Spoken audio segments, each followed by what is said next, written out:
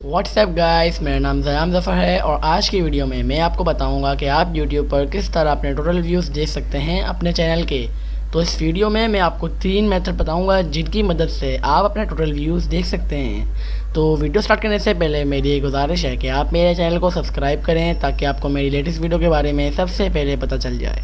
तो स्टार्ट करते हैं video.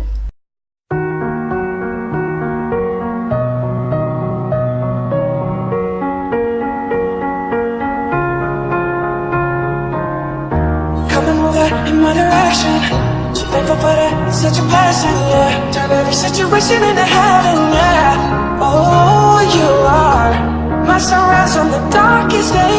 Got me feeling some kind of way. Make me wanna savor every moment slowly, slowly. You fit me till I'm in love, how you put it on.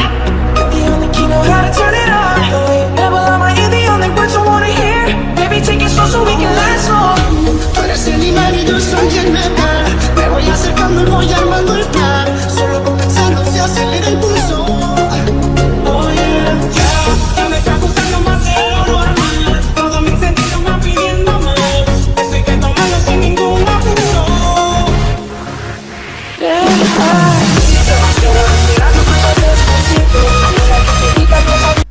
तो इन method के ज़रिए आप अपने YouTube channel के total views देख सकते हैं बड़ी आसानी से।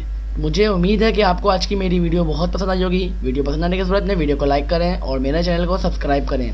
तो हाजिर होंगे अपने अगली वीडियो के साथ, तब तक के लिए बाय बाय।